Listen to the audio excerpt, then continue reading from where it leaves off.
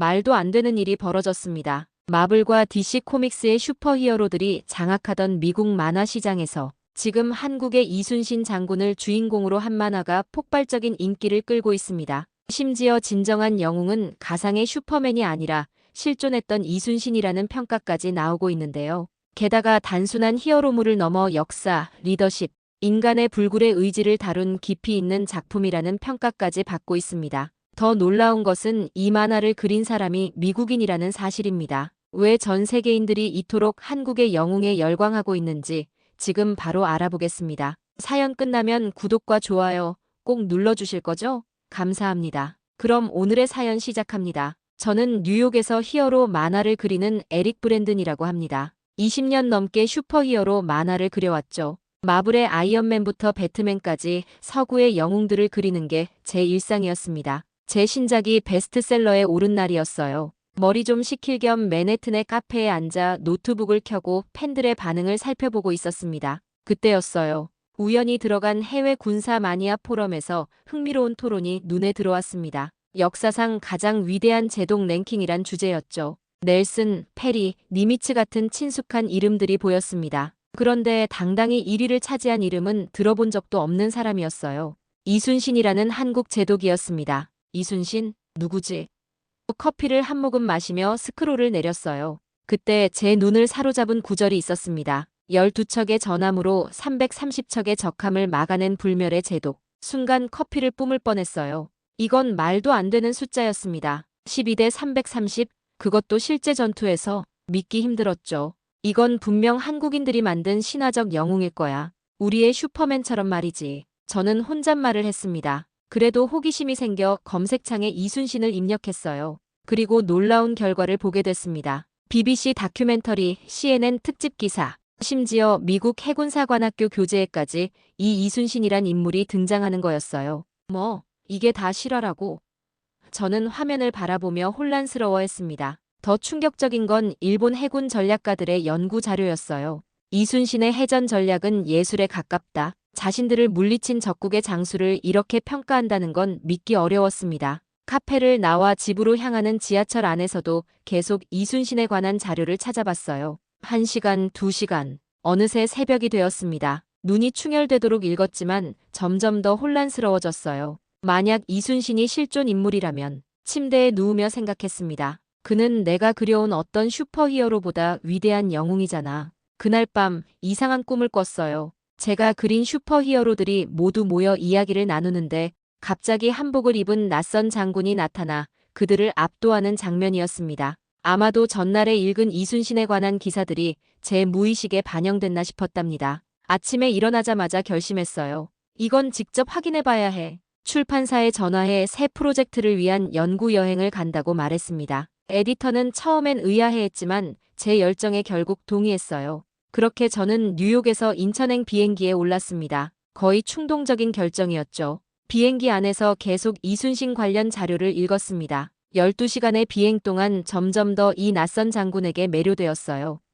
인천에 도착했을 때 저는 이미 반쯤 이순신의 팬이 되어 있었습니다. 하지만 여전히 의구심은 남아 있었어요. 모든 게 과장된 것이라고 12척으로 330척을 상대한다는 건 물리적으로 도저히 불가능하다고 생각했죠. 서울에 도착한 첫날 국립중앙박물관으로 향했습니다. 이순신 장군에 관한 실물 자료를 직접 보고 싶었어요. 박물관에 들어서자 웅장한 분위기가 저를 압도했습니다. 한국어를 전혀 모르는 저를 위해 미리 연락드린 영어가 가이드분께서 안내를 맡아주셨습니다. 브랜든 씨, 이순신 장군에 관심이 있으시다고요? 가이드는 친절하게 물었고 저는 고개를 끄덕였습니다. 그녀는 저를 조선시대 관련 전시실로 안내했어요. 거기서 처음 본 난중일기의 원본에 깊은 감동을 받았습니다. 이순신이 직접 쓴 전쟁 일기라니. 서구의 영웅들은 대부분 후대에 미화된 이야기인 경우가 많은데 이순신은 자신의 일상과 전투를 직접 기록했다는 점이 놀라웠어요. 가이드의 설명에 따르면 난중일기는 이순신의 인간적인 면모와 전략가로서의 치밀함을 동시에 보여주는 귀중한 사료라고 했습니다. 그의 걱정, 슬픔, 결단력이 생생하게 담겨 있는 기록이었죠. 저녁에는 한국 해군사를 연구하는 김 교수를 만났습니다. 그는 친절하게도 시간을 내어 저와 이순신에 관한 이야기를 나눠주셨어요.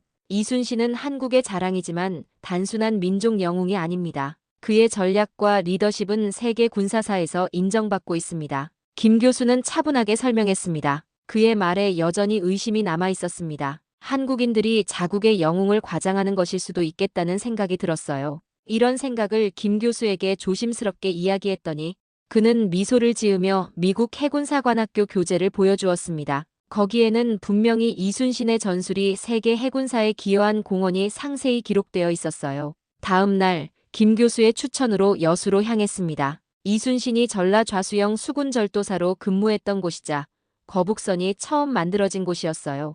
여수에 도착해 전라좌수영 거북선 기념관을 방문했습니다. 그곳에서 비로소 유명한 거북선의 실물 크기 모형을 볼 수 있었어요.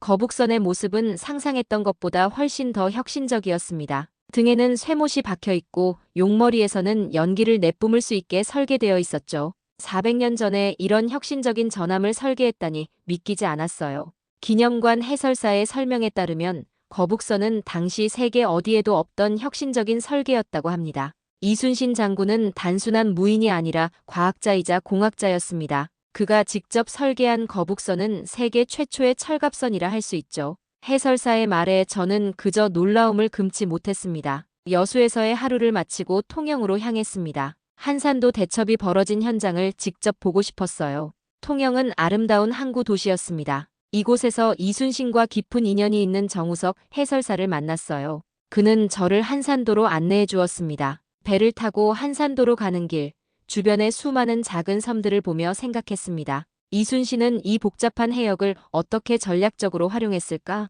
한산도에 도착해 정 해설사의 설명을 들으며 하객진 전술의 현장을 직접 눈으로 확인했습니다. 좁은 해협과 조류의 흐름을 보니 이순신이 어떻게 지형을 활용해 압도적으로 많은 적을 물리쳤는지 조금씩 이해가 되기 시작했어요. 하객진 전술은 단순히 학의 날개 모양으로 배를 배치한 것만이 아닙니다. 조류와 바람, 지형적 특성을 모두 고려한 완벽한 과학적 전술이었죠. 정 해설사의 설명에 저는 고개를 끄덕이며 메모를 해나갔습니다. 한산도에서의 하루가 지나고 저는 더 큰 의문을 품게 되었습니다. 명량해전이 벌어진 진도로 향하기로 했어요. 한산도 대첩도 놀라웠지만 12척으로 330척을 상대했다는 명량해전은 더욱 믿기 어려웠으니까요. 통영에서 진도까지의 긴 여정 동안 저는 계속해서 이순신의 일기와 전투 기록을 읽었습니다. 그가 해전만 승리한 것이 아니라 백성들의 민생까지 살핀 지도자였다는 사실도 알게 되었어요.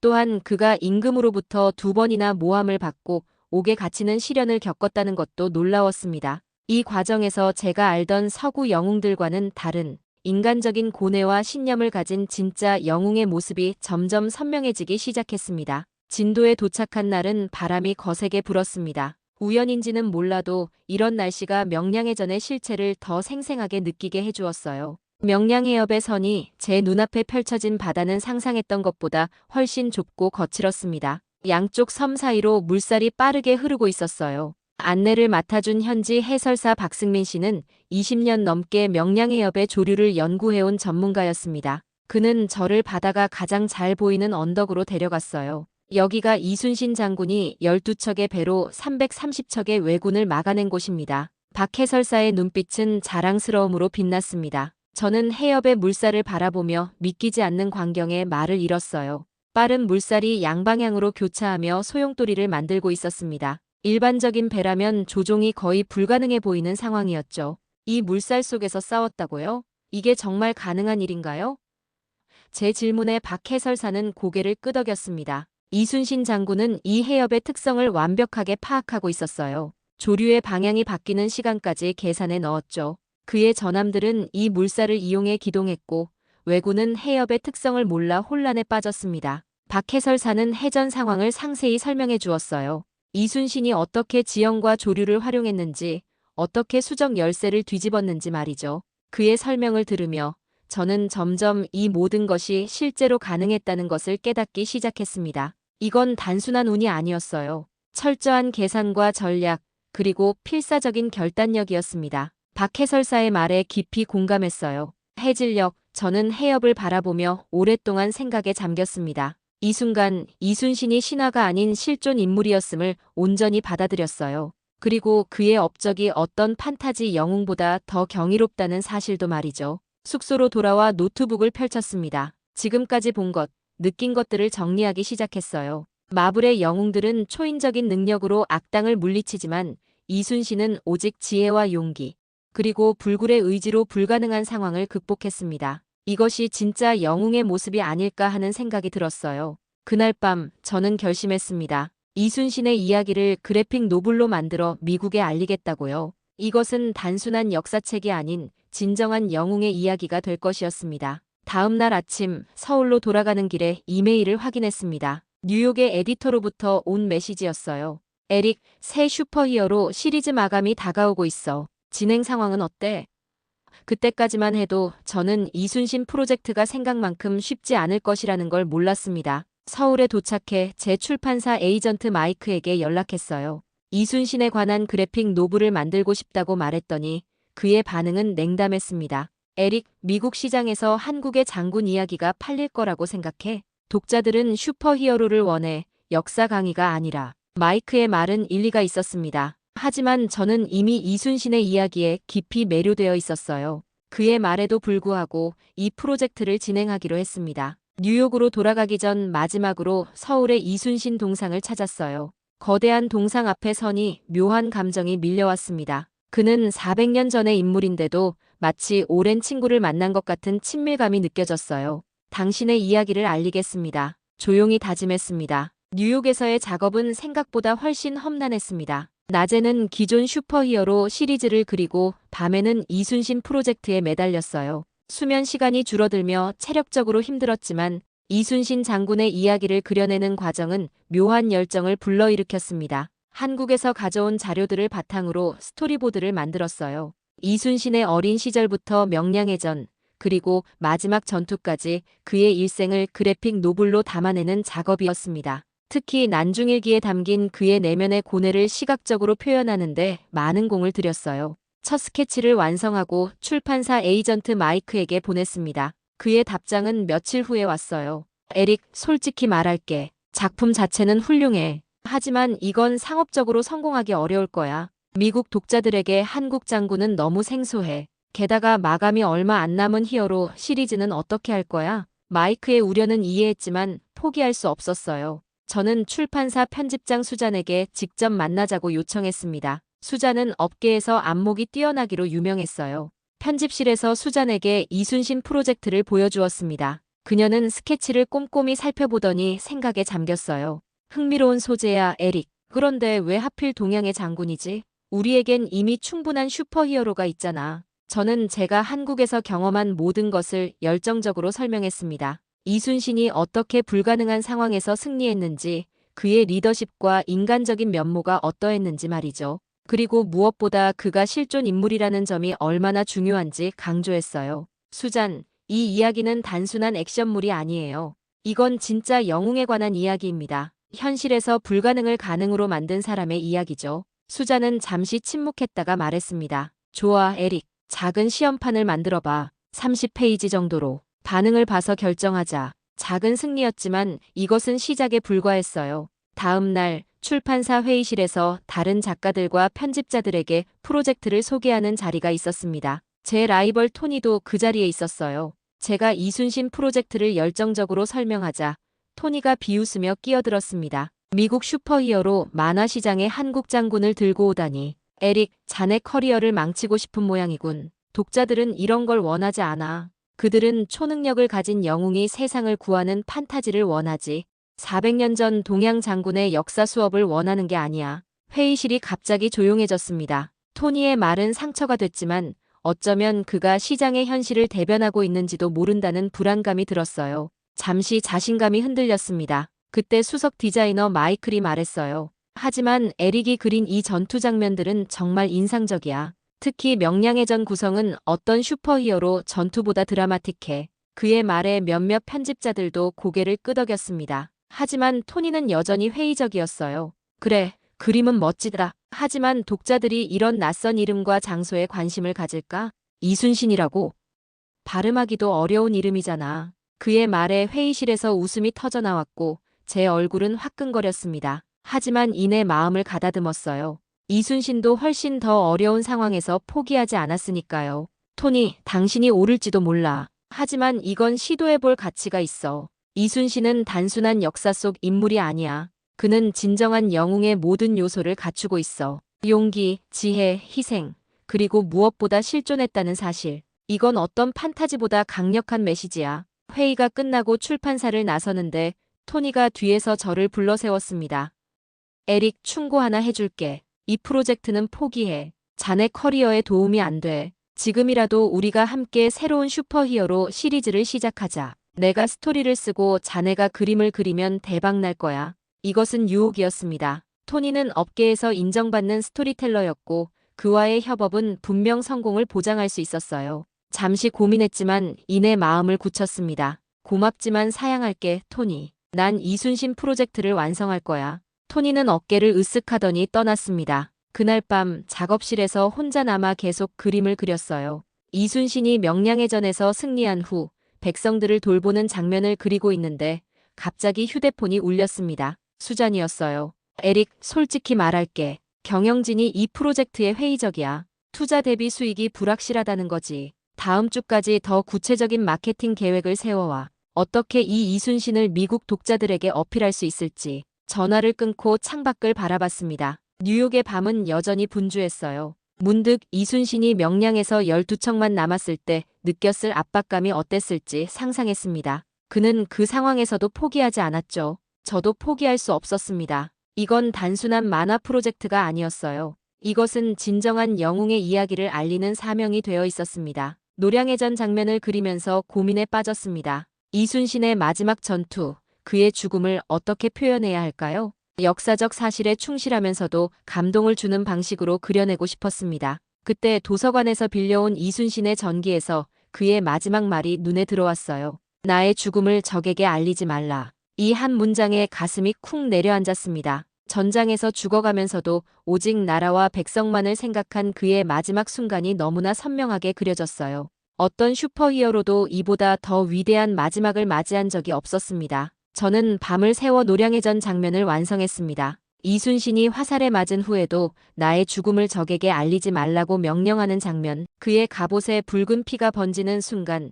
그럼에도 불구하고 계속되는 전투의 긴장감을 세심하게 표현했어요. 다음 날, 수잔에게 완성된 30페이지의 시험판을 제출했습니다. 그리고 일주일 후 출판사로부터 연락이 왔어요. 에릭, 좋은 소식이야. 경영진이 프로젝트를 승인했어. 우리가 뉴욕 코미콘에서 소규모로 출시해볼 계획이야. 그래픽 노블 시장에서 새로운 시도가 될 거야. 마침내 기회를 얻었습니다. 그러나 코미콘까지는 단 2달밖에 남지 않았어요. 밤낮 없이 작업에 몰두했습니다. 이순신의 일생을 담은 그래픽 노블 불멸의 제독을 완성하기 위해 모든 열정을 쏟아부었어요. 코미콘 당일, 저는 작은 부스에서 제 작품을 선보였습니다. 처음에는 사람들이 낯선 제목에 호기심만 보였을 뿐이었죠. 하지만 점차 이야기에 빠져드는 독자들이 생겨났어요. 특히 명량해전과 노량해전의 극적인 장면들이 큰 호응을 얻었습니다. 놀랍게도 첫날 백부가 완판되었어요.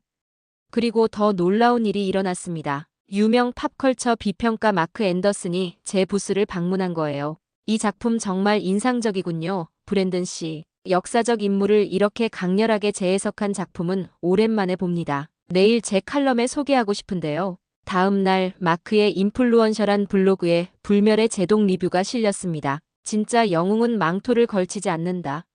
에릭 브랜든의 불멸의 제독 제목의 칼럼은 이렇게 시작했어요. 우리가 영웅을 찾아 하늘만 바라볼 때 에릭 브랜든은 역사 속에서 진정한 영웅을 발견했다. 이순신이라는 한국의 장군은 어떤 판타지 캐릭터보다 더 드라마틱하고 영감을 주는 인물이다. 마크 앤더슨의 칼럼이 게재된 후 놀라운 변화가 일어났습니다. 코미콘 마지막 날, 제 부스 앞에는 긴 줄이 형성되었어요. 준비한 300부가 모두 매진되었고 많은 독자들이 사인을 요청했습니다. 그들 중 상당수는 군사 역사에 관심 있는 사람들이었지만 일반 만화 팬들도 이순신의 이야기에 매료되어 찾아왔습니다. 코미콘이 끝난 후 수잔은 정식 출판을 확정했습니다. 그래픽 노블 불멸의 제독은 미국 전역의 서점에 배포되었어요. 출시 첫 주에 온라인 서점에서 완판되는 기록을 세웠습니다. 비평가들의 반응도 뜨거웠어요. 뉴욕타임스는 역사와 예술의 완벽한 결합이라는 제목으로 호평했고 CNN에서는 특집 기사를 실었습니다. 가장 놀라운 것은 불멸의 제독이 해외에서도 인기를 얻기 시작했다는 점이었어요. 영국, 프랑스, 심지어 일본에서도 번역 출판 요청이 들어왔습니다. 일본의 유명 역사학자는 이순신의 전략적 천재성을 이렇게 예술적으로 표현한 작품은 처음이라며 극찬했어요. 출판 행사가 있던 날, 라이벌 토니도 나타났습니다. 그의 표정은 복잡해 보였습니다. 그는 사인본 한 권을 구매한 후 잠시 망설이다 말했습니다. 내가 틀렸어. 에릭 대단한 작품이야. 그의 솔직한 인정에 미소를 지었습니다. 출판 3개월 후 한국으로부터 초청장을 받았습니다. 이순신 장군 기념행사에 특별 게스트로 참여해달라는 요청이었어요. 한국을 다시 방문할 기회가 생긴 것에 가슴이 벅찼습니다. 서울로 향하는 비행기에서 몇 개월 전 이순신을 처음 알게 되었던 순간을 떠올렸어요. 그때는 그저 흥미로운 역사적 인물이었던 그가 이제는 제 삶의 일부가 되었습니다. 서울에 도착해 가장 먼저 광화문 이순신 동상을 찾았습니다. 그 위엄 있는 동상 앞에 서니 감동이 밀려왔어요. 장군님, 당신의 이야기를 세계에 알릴 수 있어서 영광이었습니다. 마음속으로 말했습니다. 기념식에서 한국 역사학자들을 만났습니다. 그들은 제 작품이 이순신의 정신을 잘 담아냈다며 감사를 표했어요. 특히 놀라웠던 것은 이순신의 후손 중 11명이 일제강점기에 독립운동가로 활동했다는 사실을 알게 된 것이었습니다. 그 가문의 영웅적 정신이 세대를 넘어 이어져 왔다는 사실이 경이로웠어요. 귀국 비행기에서 새 프로젝트 구상을 시작했습니다. 이번에는 이순신의 후손들과 한국의 독립운동에 관한 그래픽 노블이었어요. 역사 속에서 진정한 영웅을 발견하는 여정이 계속되고 있었습니다. 창밖으로 구름을 바라보며 생각했습니다. 수많은 만화 속 슈퍼히어로들이 있지만 진짜 영웅은 역사 속에 있었어요. 이순신은 한국의 영웅이 아니라 인류의 유산이었습니다. 그리고 그의 이야기는 이제 더 많은 사람들에게 영감을 주고 있었습니다. 한국에서 돌아온 후 불멸의 제독은 예상치 못한 방향으로 발전했습니다. 처음에는 소규모 출판으로 시작했지만 입소문을 타고 판매량이 꾸준히 증가했어요. 유명 서평가들의 호평이 이어졌고 온라인 커뮤니티에서도 활발한 논의가 일어났습니다. 뉴욕 국립도서관에서 열린 강연에는 예상보다 많은 청중이 모였어요. 학생, 역사학자, 만화 애호가들까지 다양한 배경의 사람들이 이순신의 이야기에 귀를 기울였습니다. 강연 중 한 질문이 특히 기억에 남았어요. 이순신과 현대 슈퍼히어로의 가장 큰 차이점은 무엇인가요? 잠시 생각한 후 대답했습니다. 현대 슈퍼히어로는 태어날 때부터 특별한 능력을 가졌거나 우연한 사건으로 초능력을 얻습니다. 하지만 이순신은 오직 인간의 의지와 지혜만으로 불가능을 가능으로 만들었습니다. 그가 진짜 영웅인 이유는 바로 그 점입니다. 강연 시리즈는 전국으로 확대되었습니다. 보스턴, 시카고, 샌프란시스코까지 이순신의 이야기를 전하는 여정이 계속되었어요. 각 도시마다 현지 한인 커뮤니티에서 적극적인 지원을 해주었습니다. 그들에게 이순신은 자랑스러운 민족의 영웅이었고 그의 이야기가 미국에서 알려지는 것에 큰 기쁨을 느끼고 있었어요. 불멸의 제독은 해외에서도 번역 출간되기 시작했습니다. 영국, 프랑스, 독일 등 유럽 국가들뿐만 아니라 브라질과 호주에서도 출판되었어요. 특히 일본에서의 반응이 놀라웠습니다. 역사적으로 민감한 주제임에도 불구하고 일본의 역사 만화 애호가들 사이에서 진지한 논의를 불러일으켰어요. 프랑스의 한 애니메이션 스튜디오에서는 불멸의 제독을 바탕으로 한 영상화 가능성을 타진해왔어요. 아직 초기 단계였지만 이순신의 이야기가 더 다양한 매체로 전해질 수 있다는 희망이 생겼습니다. 이제 이순신은 단순히 한국의 영웅이 아니라 세계가 인정하는 역사적 인물로 자리매김하고 있었습니다. 그의 리더십, 전략적 사고, 그리고 조국에 대한 헌신은 국적과 시대를 초월하는 보편적 가치로 인정받기 시작했어요. 새벽까지 이어진 작업을 마치며 완성된 그래픽 노블의 마지막 페이지를 바라보았습니다. 불멸의 제독이라는 제목 아래 이순신 장군의 위대한 여정이 그림과 글로 펼쳐져 있었습니다. 창밖으로 뉴욕의 아침이 밝아오고 있었어요. 미국, 아니 세계의 독자들에게 이순신을 알리는 일은 이제 시작에 불과했습니다. 이 그래픽 노블이 영어권을 넘어 더 많은 나라로 번역되어 퍼져나가길 바랐습니다. 우리가 가상의 슈퍼히어로를 만들어내는 동안 역사 속에는 더 위대한 진짜 영웅이 있었다는 사실을 모두가 알아야 했으니까요. 작업실 벽에 걸린 이순신의 초상화를 바라보며 생각했습니다. 당신의 이야기를 전 세계에 알리겠습니다. 그리고 사람들에게 진정한 영웅이 무엇인지 보여주겠습니다. 마음속으로 다짐했어요. 우리가 찾던 진정한 영웅은 판타지 세계가 아닌 한국 역사 속에 있었습니다. 불가능한 상황에서도 포기하지 않고 지혜와 용기로 역경을 이겨낸 사람. 그것이 바로 진정한 영웅의 모습이었습니다. 오늘 사연 어떻게 들으셨나요? 서구의 슈퍼히어로들이 주목받는 세상에서 우리의 역사 속 진정한 영웅이 국제적 관심을 받게 되는 과정이 감동적이었습니다. 12척의 배로 330척의 적함을 상대한 불가능한 승리와 나의 죽음을 적에게 알리지 말라는 마지막 말에 담긴 숭고한 정신은 어떤 가상의 영웅보다 더 위대합니다. 출판계의 회의적인 시선과 여러 장애물을 극복하고 이순신의 이야기가 세계 각국에서 인정받는 모습은 우리 모두에게 자부심을 선사합니다. 오늘 사연에 대한 여러분의 생각을 댓글로 남겨주세요. 내일도 감동적인 사연으로 찾아뵙겠습니다. 오늘도 귀한 시간 내주셔서 감사합니다. 지금까지 감동 신호등이었습니다.